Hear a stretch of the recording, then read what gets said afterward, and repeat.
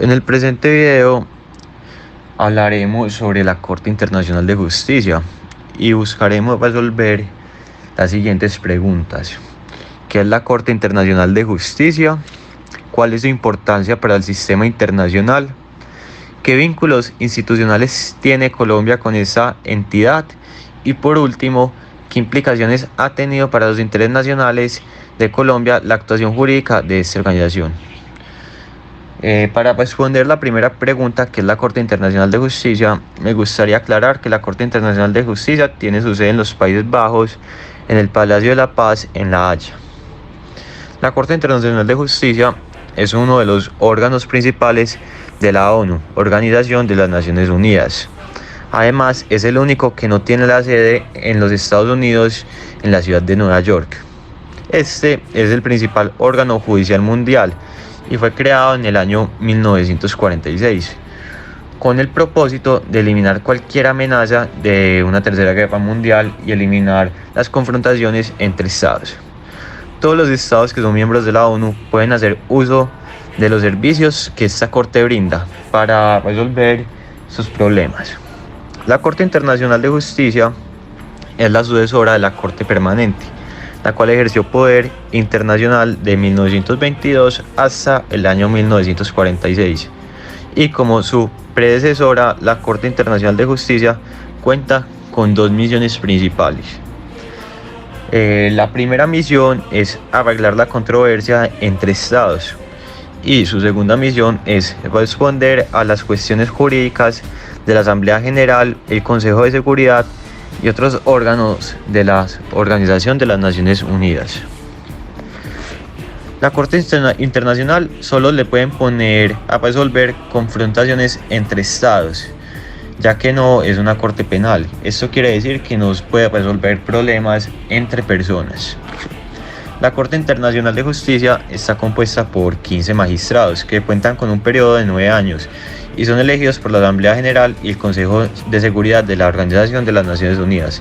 Y cada 3 años se procede a la renovación de 5 plazas, en donde los magistrados pueden ser reelegidos. Cada magistrado debe ser de un país distinto y no debe representar a sus países, ya que deben ser totalmente independientes e imparciales en las decisiones que se puedan tomar. Los 15 magistrados se dividen en 3 magistrados provenientes del continente africano, 2 magistrados provenientes de América Latina y el Caribe, 3 puestos ocupados por magistrados provenientes de Asia, 5 puestos ocupados por magistrados provenientes de Europa Occidental y 2 puestos por magistrados provenientes de Europa del Este. En este caso, ningún estado tiene derecho a un puesto.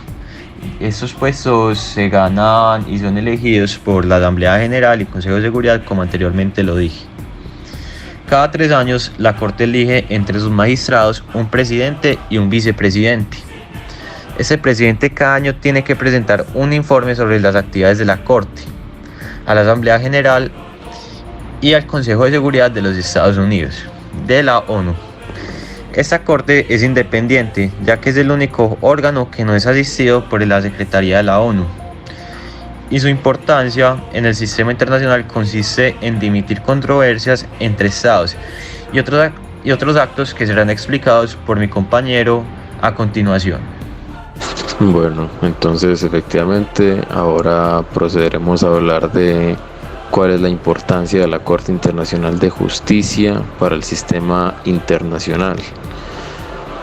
Y es que debido a sus constantes y regulares visitas de jefes de Estado y altas personalidades, denota más su importancia en el mecanismo internacional gracias a su promoción y mantenimiento de la paz.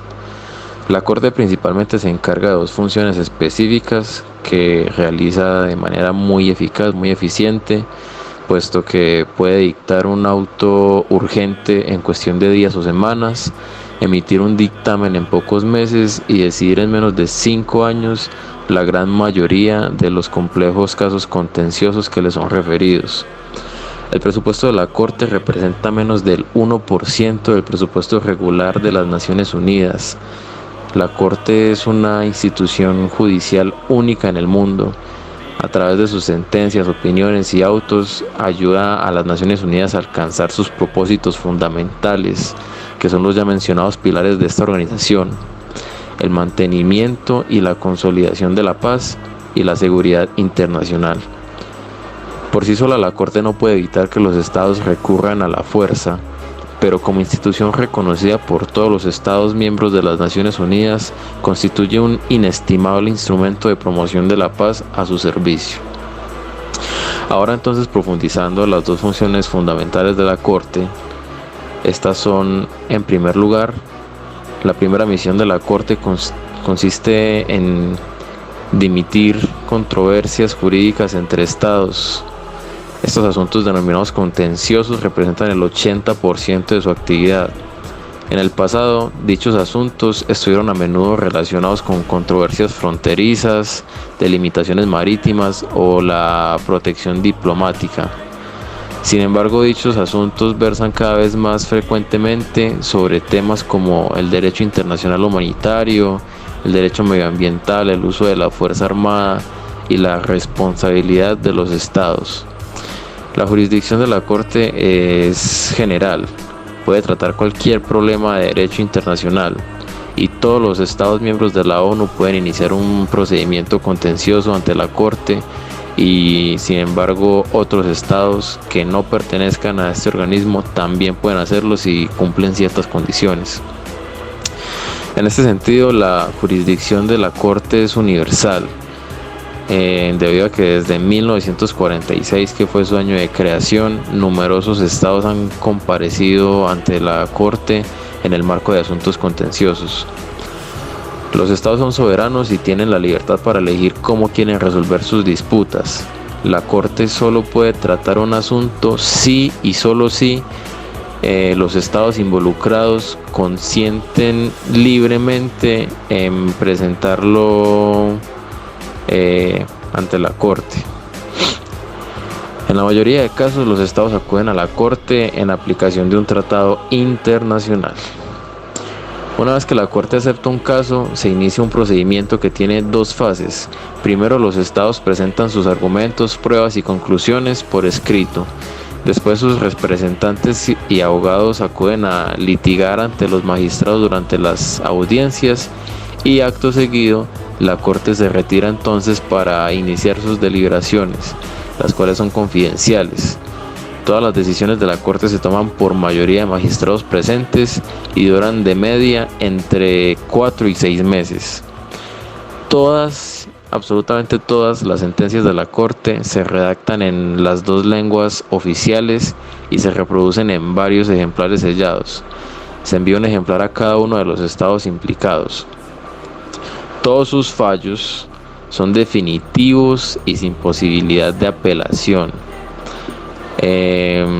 Al presentarse libremente ante la Corte, los estados litigantes se comprometen igualmente a respetar sus decisiones, que son vinculantes para las partes. Se ha dado cumplimiento prácticamente a la totalidad de las sentencias de la Corte, y si un estado se niega a respetar una decisión de la Corte, el estado opuesto puede recurrir al Consejo de Seguridad, que en virtud del artículo 94 de la Carta de las Naciones Unidas podría hacer recomendación o tomar las medidas necesarias para ejecutar la sentencia. Pero dada la gran autoridad legal, moral y diplomática de las decisiones de esta Corte, es muy inusual que esto pase. Y la segunda misión de la Corte consiste en responder a cuestiones jurídicas planteadas por determinados órganos e instituciones de la ONU, que no hay que olvidar que este es un organismo representativo de dicha organización. Entonces, este procedimiento culmina en las llamadas opiniones consultivas o dictámenes, que a diferencia de las sentencias, estos dictámenes de la Corte carecen de carácter vinculante y corresponden a los órganos e instituciones especializados de la ONU que los han solicitado, darles el curso que crean adecuado En cualquier caso, la autoridad jurídica y moral de la Corte confiere a sus opiniones un gran peso. Además, el hecho de que los estados y las organizaciones internacionales las tomen en consideración en su práctica jurídica contribuye al desarrollo del derecho internacional. Las decisiones de la Corte Internacional de Justicia tienen una repercusión que va más allá de los estados y las organizaciones directamente implicados. En los casos, en las numerosas ocasiones y en todos los continentes, la Corte ha ayudado a distender crisis, a normalizar relaciones entre estados y a reactivar negociaciones estancadas, tanto con el arreglo judicial de controversias como declarando el derecho aplicable a una cuestión concreta. En resumidas cuentas, entonces, esta importancia que tiene este organismo para el sistema internacional es la solución de problemas y velación por la paz. Bueno, y ahora voy a dar paso a explicar la tercera parte de esta exposición, que consta de explicar qué vínculos institucionales tiene Colombia con esta entidad.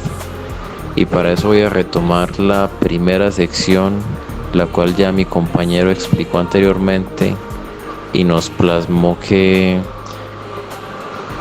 cualquier país que haga parte de la ONU acepta automáticamente la existencia y el poder de la Corte Internacional de Justicia.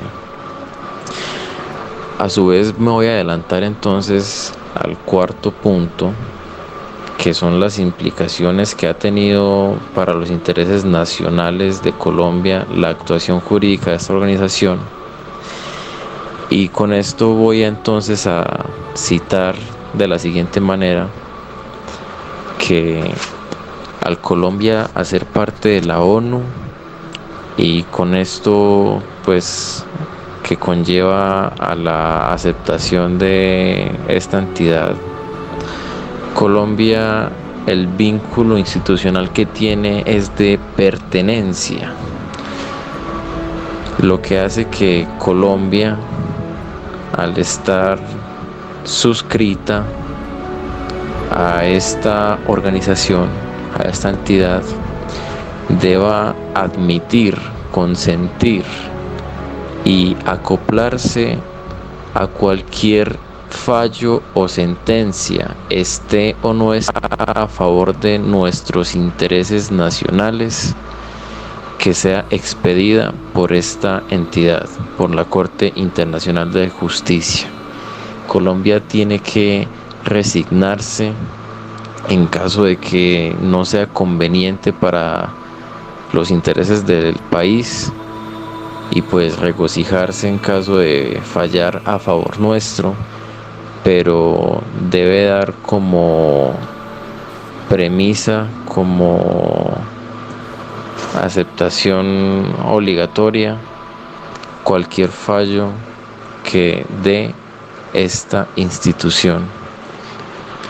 Y ahora sí doy paso entonces a mi compañero.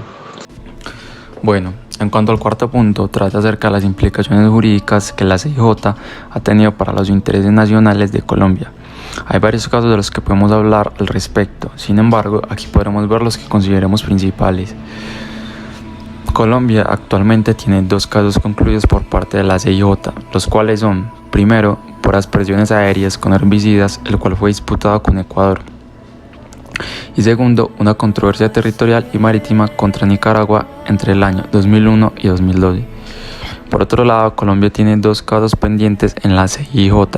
El primero es el caso de la plataforma continental extendida disputado con Nicaragua y el segundo es el caso sobre las supuestas violaciones de derechos soberanos y espacios marítimos también disputado con Nicaragua. ¿Pero en qué consisten las 2 demandas de Nicaragua? En el caso denominado cuestión de la delimitación de la plataforma continental entre Nicaragua y Colombia, más allá de las 200 millas náuticas desde la costa nicaragüense, a través de su demanda del 16 de septiembre del 2013, la República de Nicaragua busca que la CIJ le reconozca derechos sobre una supuesta plataforma continental más allá de las 200 millas náuticas medidas a partir de su costa. En el denominado presuntas violaciones de derechos soberanos y espacios marítimos en el Mar Caribe, se aclara que este no es un proceso de delimitación marítima o territorial, sino uno en el cual, mediante la demanda del 26 de noviembre de 2013, Nicaragua busca que Colombia cumpla el fallo del 19 de noviembre de 2012. Para ello, se hace una serie de alegaciones según las cuales Colombia supuestamente ha violado sus derechos en el Mar Caribe y la ha amenazado con el uso de la fuerza. Así entonces, la cronología del caso sobre la plataforma continental extendida la podemos ver de la siguiente manera. El 17 de septiembre del 2013, Nicaragua demanda ante la CIJ. El 14 de agosto de 2014 se presentan las excepciones preliminares escritas de Colombia ante la CIJ. El 19 de enero de 2015 se presentan las observaciones escritas de Nicaragua a excepciones de Colombia.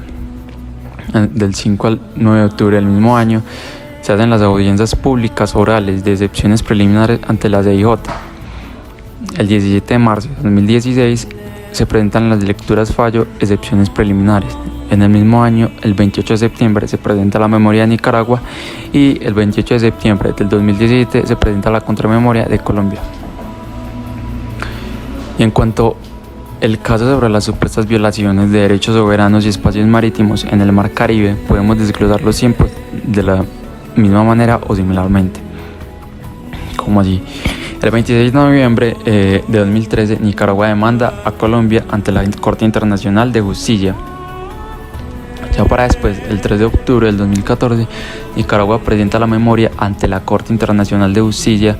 El 19 de diciembre del mismo año, Colombia presenta excepciones preliminares ante la Corte Internacional de Justicia.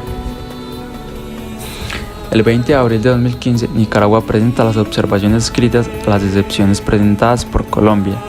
Y el 28 de septiembre del 2015, en la sede de la Corte Internacional de Justicia en La Haya, Países Bajos, se realizan las audiencias públicas de excepciones preliminares.